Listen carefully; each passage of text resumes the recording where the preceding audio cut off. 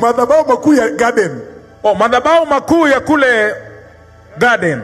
The garden main altar. Oh, the garden main altar. Who was the senior pastor? Ni nani alikuwa mchungaji mkuu?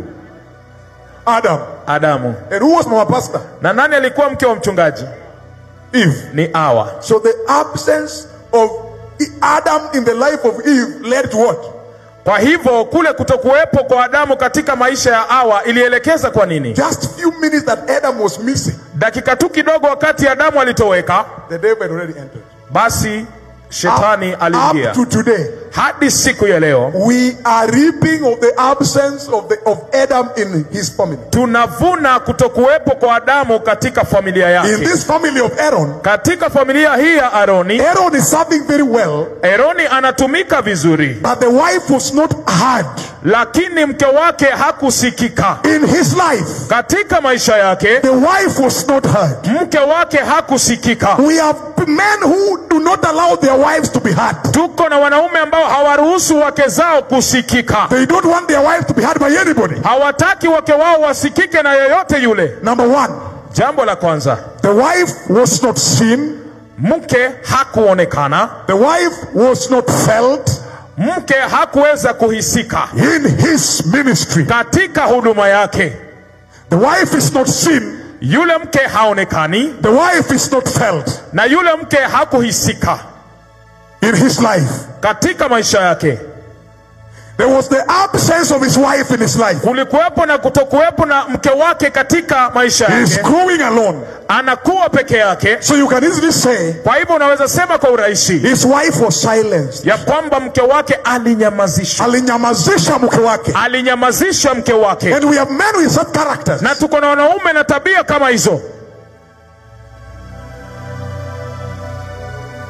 Allow your wife to be heard. Ruhusu mke wako asikike. To be felt. Aweze kuhisika. And to be seen. Na aweze kuonekana. In your ministry. Katika huduma yako. Number one is, jambo la kwanza ni heard. Asikike. Seen. Aonekane. Felt. Na ahisike.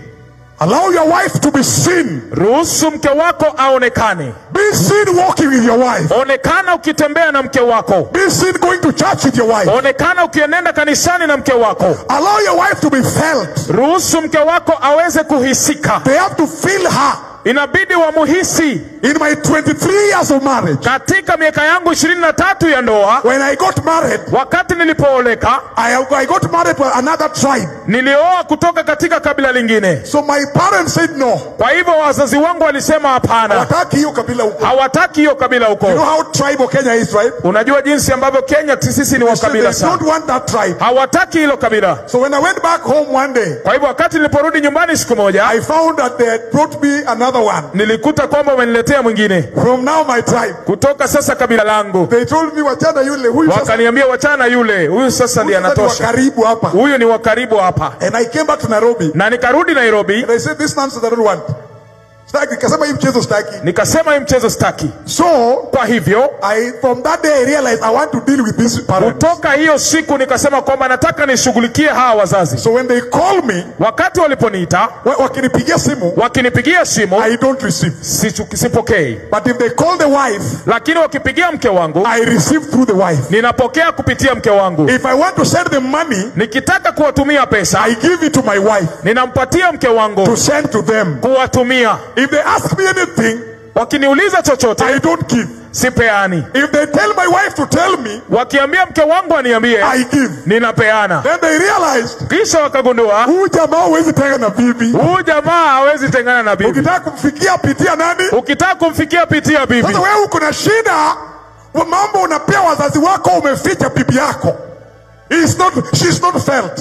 Yeye haisiki. Leo hii huwezi tenganisha baba yangu na mke wangu. They are very good friends. Wanataka ukitaka kuweza huyu jamaa mhubiri ongea na bibi yake. Ili tamfikia haraka. Na unajua mama vile wanakuwa nagging. Ambia sasa tafadhali si utumie baba pesa. Ambia tulia, wewe tuma pesa. Ambia wewe vile sina pesa.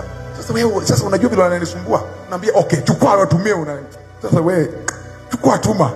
Alafu kisha tuma wanamwambia ambia tumeshukuru. Alafu wazazi wanaona huyu mama anawapenda, anawateteanga kwa huyu mtu, lakini mimi nafanya hiyo kitu intentionally ili waanze kupitia through who? Through my wife to connect them. Right now hakuna wanayependa kwetu kwa wake za ndugu zangu. Hakuna yule anapendwa kama wangu, na mimi na fly. Sasa wewe umedisconnect mke wako kwa wazazi wako, umedisconnect. Kati nimepeleka mahari, nimeoa hiyo miaka 23 iliyopita, nikipeleka mahari sikuwa na pesa. Najua